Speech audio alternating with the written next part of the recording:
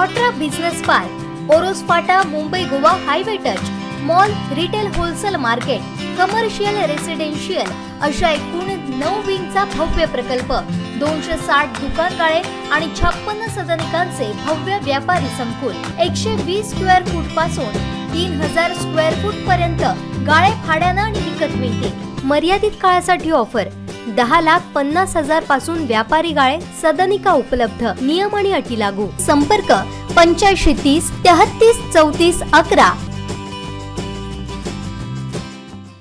14 February पासून महाराष्ट्रातील सत्ता संघर्षाची सुनावणी सुरू आहे। त्यामध्ये शिंदे गटाकडून हरीश साळवे आणि ठाकरे गटाकडून कपिल सिब्बल यांनी युक्तिवाद केलाय। त्यानंतर दुसऱ्या दिवशी म्हणजेच आजही हरीश साळवे यांनी कपिल सिब्बल यांच्या मुद्द्यावर आक्षेप घेत जोरदार युक्तिवाद केलाय। यामध्ये सर्वात कळीचा मुद्दा मांडलाय, बहुमत चाचणी होण्यापूर्वीच उद्धव ठाकरे यांनी राजीनामा का दिला, याशिवाय विधानसभा अध्यक्ष यांच्यावर अविश्वास प्रस्ताव आणलेला असताना त्या आमदारांना निलंबित कसे करू शकतात, असा युक्तिवाद त्यांनी केला।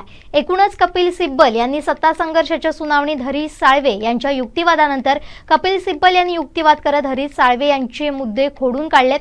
त्यानंतर पुन्हा हरीश साळवे यांनी युक्तिवाद केला। यामध्ये हरीश साळवे यांचा युक्तिवाद दिवसातील सर्वात कळीचा मुद्दा राहिलाय। यामध्ये उद्धव ठाकरेंनी बहुमत चाचणीपूर्वी राजीनामा का दिला, अध्यक्ष यांच्यावर अविश्वास ठराव असताना अपात्रतेची कारवाई, हे 2 मुद्दे प्रामुख्याने मांडण्यात आले होते। त्यामध्ये उद्धव ठाकरे बहुमत चाचणीला सामोरे गेले नाहीत, अशावेळी राजीनामा अवैध ठरवला तर ही चर्चा योग्य असेल। शिवाय उद्धव ठाकरे यांनी बोलवलेली बैठकच अर्थहीन असल्याचा युक्तिवाद ज्येष्ठ विधिज्ञ साळवे यांनी केलाय। सत्ता संघर्षाच्या सुनावणीत शिंदे गटाचे वकील हरीश साळवे यांनी युक्तिवाद करताना पक्षांतर बंदी कायद्यावर भाष्य केलंय। पक्षांतर बंदी कायदा करूनही पक्षांतर थांबलेलं नाही। महाराष्ट्रातील सत्ता संघर्षावर सुनावणी सुरू असताना रेबिया प्रकरणाचा दाखला योग्य नसेल तर विरोधी पक्षाला याचिका मागे घ्यावी लागेल, असा युक्तिवादही साळवे यांनी करत विरोधी पक्षनेते पदाच्या निवडीवर भाष्य केलंय।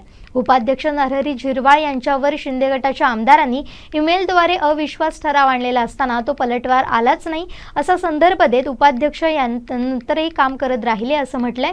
उपाध्यक्ष नरहरी झिरवाळ यांच्यावर अविश्वास प्रस्ताव असतानाही अपात्रतेची नोटीस दिली असताना ती नियमाला धरून नाही, असंही हरीश साळवे यांनी अधोरेखित केलंय। माजी मुख्यमंत्री उद्धव ठाकरे यांना 30 जून पर्यंत बहुमत सिद्ध करण्याची मुदत होती, पण नंतर वेळ असतानाही ठाकरेंनी राजीनामा दिला तो का? त्यामुळे ठाकरे यांच्या कुठल्याच बैठकीला अर्थ उरत नाही, असंही साळवे यांनी म्हटलंय। विधानसभेत 188 आमदार आहेत, त्यामध्ये महाविकास आघाडीचे 173 आमदार होते, त्यात 16 आमदारांवर अपात्रतेची कारवाई केली होती, त्यामुळे ते सरकार पडू शकत नव्हतं।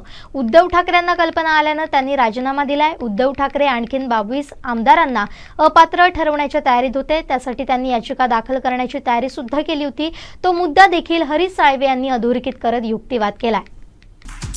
हे बातमीपत्र आणि आमच्या संपूर्ण दिवसभरातले अपडेट्स आपण पाहू शकता मोबाईल ॲपवर। लगेचच प्ले स्टोअर वर जा आणि डाउनलोड करा कोकण 7 लाईव्हचं मोबाईल ॲप।